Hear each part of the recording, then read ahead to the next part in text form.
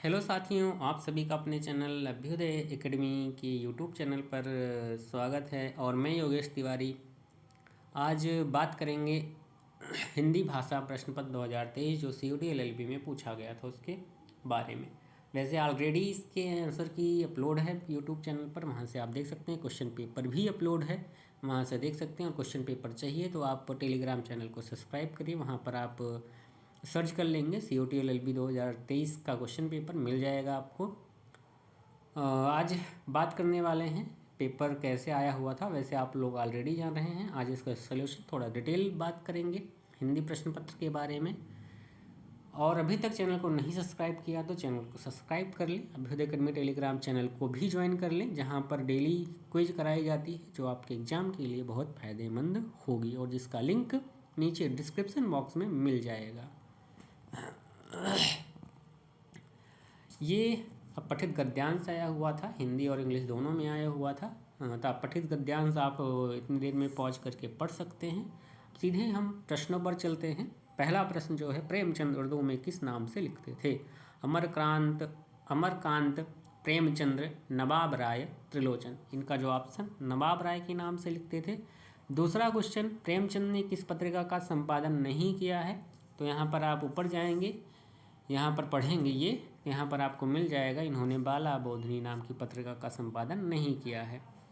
और अगला क्वेश्चन, प्रेमचंद साहित्य को किस दृष्टि से देखते थे? स्वांतः सुखाय, सामाजिक परिवर्तन का माध्यम, यश प्राप्ति, धन प्राप्ति। आप पैसेज पढ़ेंगे तो यहाँ पर आपको लाइन मिलेगी कि वह साहित्य को स्वांतः सुखाय ना मानकर सामाजिक परिवर्तन का सशक्त माध्यम मानते थे। यानी कि ऑप्शन नंबर जो इसमें आपका सही हो जाएगा वो सामाजिक परिवर्तन सही हो जाएगा।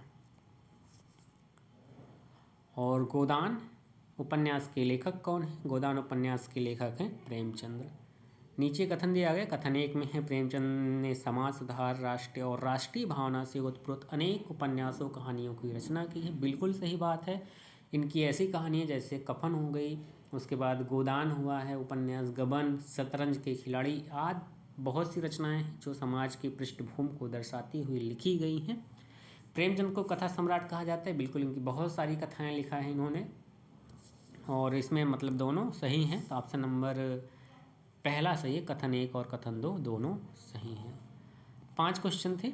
5 क्वेश्चन आपके पैसेज से पूछे गए थे। अगर आपके पैसेज से जो क्वेश्चन आते हैं वो आपको मान के चलिए उसमें आपके फ्री नंबर रहते हैं, आप उसको करने का भरपूर प्रयास करिए और सही करिए। नंबर 6 में चलते हैं। इससे पहले अगर टेलीग्राम चैनल को बिल्कुल आप ज्वाइन करिए, वहाँ पर आपको प्रैक्टिस अच्छे से प्रैक्टिस मिलेगी जो आपको फ़ायदेमंद होगी एग्जाम में।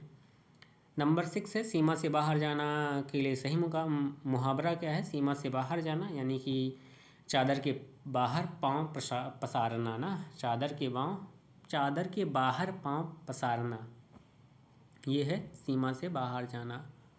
कहते हैं ना, जितने चादर के, एक और कहावत होती, चादर से बाहर पाँव ना पसारना, यानी कि जितना है उतने में ही संतोष करो, उतने में ही जियो। लेकिन यहाँ पर क्या है, अलग है। एक अगला मुहावरा जो आता है, जो कहावत है, जिन ढूढ़ा तिन पाइयाँ गहरे पानी पैठ, का सही अर्थ है सामर्थ्य से बढ़कर कठिन परिश्रम से सफलता मिलती है। बिल्कुल सही है। जिन ढूढ़ा तिन पाइयाँ गहरे पानी पैठ, यानी कि कठिन परिश्रम से ही सफलता मिलती है। जो जाना ना जा सके, इसके लिए एक शब्द है, उसके लिए अज्ञेय है। जो ज्ञेय ना हो, जो जाना ना जा सके वो अज्ञेय है। अदेह, जो दिया ना जा सके अज्ञेय है। अदेह अवीरा स्वतंत्र होता है, यानी कि स्त्रियों के लिए ज़्यादा, स्त्रीलिंग में ज़्यादा प्रयुक्त होता है। स्वतंत्र स्त्री यानी कि जिसका पति और पुत्र दोनों ना हो, वो अवीरा कहलाता है। अकाट्य, जिसे काटा ना जा सके वो अकाट्य है। तो ऑप्शन नंबर बी वाला सही है। 9 नंबर, निम्नलिखित में से शुद्ध शब्द है? अनुकूल बिल्कुल सही है। शारीरिक लिखा गया है। जब भी किसी शब्द में इक प्रत्यय लगता है तो सबसे पहला वाला जो शब्द होता है वो, उसमें बड़े आ की मात्रा लग जाती है। जैसे यहाँ पर शरीर लिखा हुआ है, शरीर में इक लगा, इक प्रत्यय जुड़ा, तो इस शारीरिक सा में आ की मात्रा लिख जाएगी, उसके बाद शारीरिक ऐसे बन जाता है। तो ध्यान रखिएगा, एक प्रत्याहार एक प्रत्यय वाला, यानी कि यहाँ पर शारीरिक गलत है और ऐतिहासिक वही चीज़ है। अगर ई लिखा हुआ है तो ई चेंज हो जाता है ए में, अगर एक प्रत्याहार एक प्रत्यय लगता है। तो प्रादेशिक भी गलत लिखा हुआ है, यानी कि ACE ऑप्शन नंबर तीसरा इसमें सही है, ACE। नंबर 10, मैंने हरि को नहीं बुलाया। मैंने हरि को नहीं बुलाया, इस वाक्य में कौन सा कारक है? ऑप्शन कर्ता ने कर्म को, करण से अगर आपने पढ़ा होगा वीडियो तो मिल जाएगा, वहाँ पर ये लिया है इसका टॉपिक। तो वहाँ पर आपका कर्म जो हो जाएगा वो इसका सही आंसर हो जाएगा। दशरथ सुत तिहु लोक बखाना, राम नाम का मरम है आना, यानी कि ऑप्शन नंबर तीसरा, दशरथ सुत तिहु लोक बखाना, राम नाम का मरम है आना। 12 नंबर क्वेश्चन, निम्नलिखित में से उचित क्रम लगाइए। कवि का कर्म होना चाहिए, यहाँ पर ऑप्शन भी देखते चलिए। सबसे पहले कहाँ से स्टार्ट हो सकता है? ACBDE से नहीं स्टार्ट हो सकता है, और ए से भी नहीं स्टार्ट हो सकता है, क्योंकि सीधे यहाँ पर फुल स्टॉप लग चुका है। कवि का कर्म होना चाहिए। और सी से भी नहीं स्टार्ट हो सकता है, क्योंकि क्यों आज रामचरितमानस सब कहीं सामान्य, क्योंकि कुछ वाक्य बोला जाएगा उसके बाद फिर ये क्वेश्चन पूछ लिया है क्या, क्यों आज रामचरितमानस सब जगह सब कहीं सामान्य है। तो उसमें स्टार्ट होगा ऑप्शन नंबर बी से कर सकते हो या डी से कर सकते हो। डी के बाद सी आना चाहिए, उसमें उचित उपदेश। डी के बाद सी नहीं आएगा, यहाँ पर कहाँ देखोगे, ये ना डी से स्टार्ट हो रहा है, डी के बाद सी आ रहा है, तो ऐसा नहीं है, डी के बाद सी नहीं आएगा। और बी के बाद ए, केवल मनोरंजन ना कवि का कर्म होना चाहिए। बन रहा है लेकिन थोड़ा सा अटपटा सा लग रहा है, ऐसा अगर सही बात करें तो इसमें होना चाहिए केवल मनोरंजन ही कवि का कर्म नहीं होना चाहिए, केवल मनोरंजन ही कवि का कर्म नहीं होना चाहिए, उसमें उचित उपदेश का मर्म भी होना चाहिए। क्यों आज रामचरितमानस सब कहीं सामान्य है। तो option number C is better than other option. Option C ज़्यादा अच्छा है, अधिक अच्छा है बाकी के ऑप्शनों से, बाकी के जो ऑप्शन दिए गए उनसे बेटर है। 13 नंबर, निम्नलिखित में से स्त्रीलिंग शब्द नहीं है। विज्ञप्ति स्त्रीलिंग है, सेना स्त्रीलिंग है, नयन जो है ये स्त्रीलिंग शब्द नहीं है। ये आपको पढ़ना पड़ेगा कौन सा स्त्रीलिंग है कौन सा पुल्लिंग में आता है, या आप क्रिया लगा करके पता कर सकते हैं कि कौन सा शब्द स्त्रीलिंग है और कौन सा पुल्लिंग में होता है। नंबर 14, निम्नलिखित में से अनंत का अनेकार्थ है। अनंत मतलब बहुत ज़्यादा ना, जिसका अंत ना हो वो अनंत, जैसे विष्णु भगवान, इनका भी नहीं अंत है। जारज ये अलग है। अविनाशी जिसका नाश ना हो, यानी जिसका अनंत ना हो वो है, जिसका अंत ना हो वो अविनाशी, जिसका नाश ना हो अविनाशी है। आकाश की पर्यायवाची अनंत ही है, यानी कि शून्य, जिसका अंत ना हो वो आकाश। तीनों जो हैं अनंत के अनेकार्थ हैं, जबकि जारज ये अनेकार्थ नहीं है। जारज मतलब जब जा लगता है ना लास्ट में तो उत्पन्न होना। जार मतलब होता है उपपत्ति कोई पत्नी है, किसी की शादी हुई है और उसकी पत्नी दूसरे पति से पैदा हुआ पुत्र जारज कहलाता है। दूसरे पति से पैदा हुआ पुत्र जारज कहलाता है। उदार का विलोम है कृपण, ऑप्शन नंबर तीसरा कृपण मतलब कंजूस। आगे चलते हैं 16 नंबर। 16 में है, जिस सर्वनाम से किसी निश्चित वस्तु का बोध न हो उसे अनिश्चयवाचक सर्वनाम कहते हैं। बिल्कुल सही है, जिस सर्वनाम से किसी निश्चित वस्तु का बोध नहीं होता है उसे अनिश्चयवाचक सर्वनाम कहते हैं।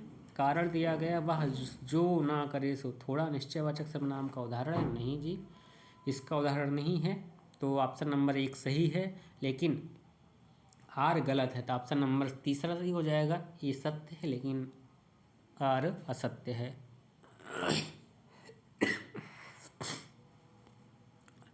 17 नंबर चलते हैं। ये संध से संबंधित है। शिवालय, इसको अगर संध विच्छेद करेंगे शिव धनालय, न शिव धन आलय, यानी कि इसमें हो जाएगी आ मिलके दीर्घ संध होती है, दीर्घ संध हो गई। एक का दूसरा चेक कर लो, एक ही ऑप्शन में है तो ऑप्शन नंबर 2 सही हो जाएगा। ऐसे एक क्वेश्चन देखो, अगर मिल जाता है तो सही कर लो, नहीं तो फिर पूरा निकालो। देवेश की बात करें, देवधन ईश, यानी कि गुण संधि हो जाएगा। देवधन, देवधन ईश, देवेश। और सदैव, सदा धनेव, सदा धन एव, सदैव। और यानी कि ये वृद्ध संधि हो जाएगी। और नायक, नायक में नैधन अकह, नैधन अकह, नायकः। इसमें ऑप्शन हो जाएगा अयादि संधि। नायकः में ना, जैसे ए का ए हो जाता है, ओ का औ हो जाता है, और ए का आय हो जाता है ना, ओ और औ का आओ हो जाता है। इसमें जो बनेगा आपका नायका में ये वाला लगेगा, नैधन, नैधन अकह, ए के स्थान पर आय होकर नायका बन जाएगा। चलिए आगे चलते हैं। 18 नंबर क्वेश्चन है, शुद्ध वाक्य का चयन कीजिए। आपका भविष्य उज्ज्वल है। उज्ज्वल ही यहाँ पर जो शब्द है ये गलत है। उज्ज्वल में डबल जा लगता है, यानी कि उ जा और जा वाल ऐसे लिखा जाता है उज्ज्वल। उसके बाद कभी, झूठ कभी भी ना बोलना चाहिए। जब कभी भी आता है उसके साथ निगेटिव वर्ड लिख दिए हैं। कभी के साथ भी नहीं हो जाता, कभी नहीं बोलना चाहिए, होना चाहिए शुद्ध के रूप में। झूठ कभी नहीं बोलना चाहिए, ऐसा शुद्ध माना जाएगा। तुम अपनी स्वेच्छा से यह काम किया, तुम की जगह तुमने होना चाहिए, या आपने अपनी स्वेच्छा से यह काम किया है, ज़्यादा शुद्ध होगा। तुम चोरी के कारण दंड पाने योग्य है, तो सबसे बेटर तुम चोरी के कारण दंड पाने के योग्य हो। निम्नलिखित में से अशुद्ध शब्द है। नुपुर बिल्कुल सही है, प्रदर्शनी सही है, और अध्ययन भी सही। ज्योत्सना गलत है, ज्योत्सना लिखा जाएगा, इसमें आधाता और आधासा दोनों लिखा जाता है Jyotsna. Question number 20, last question. निम्नलिखित में से शुद्ध वाक्य का चयन कीजिए। साहित्य और जीवन का घोर संबंध नहीं होना चाहिए, घोर शब्द गलत है।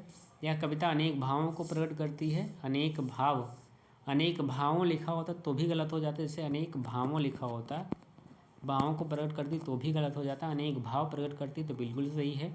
उसके चाचा को लड़की हुई, ये भी गलत है। महल करने की तलाश में हूँ, यह भी गलत है। हाँ, हो सकता है कभी कभी एक ही ऑप्शन में 2 सही लगे, लेकिन उसमें सबसे ज़्यादा सूटेबल ऑप्शन, सबसे ज़्यादा अच्छा दिखने वाला ऑप्शन कौन सा है, उस पर आप जाएंगे। ये आपका ख़त्म हुआ, और नीचे आंसर की मिल जाएगी, यहाँ से आप PDF मिल जाएगी टेलीग्राम चैनल पर। नहीं ज्वाइन किए हैं तो अभ्युदय अकेडमी के टेलीग्राम चैनल को ज्वाइन कर लें, जिसका लिंक नीचे मिल जाएगा, नीचे मिल जाएगा, वहाँ से आप ज्वाइन कर सकते हैं अभ्युदय अकेडमी के टेलीग्राम चैनल पर। धन्यवाद, थैंक यू फॉर वॉचिंग।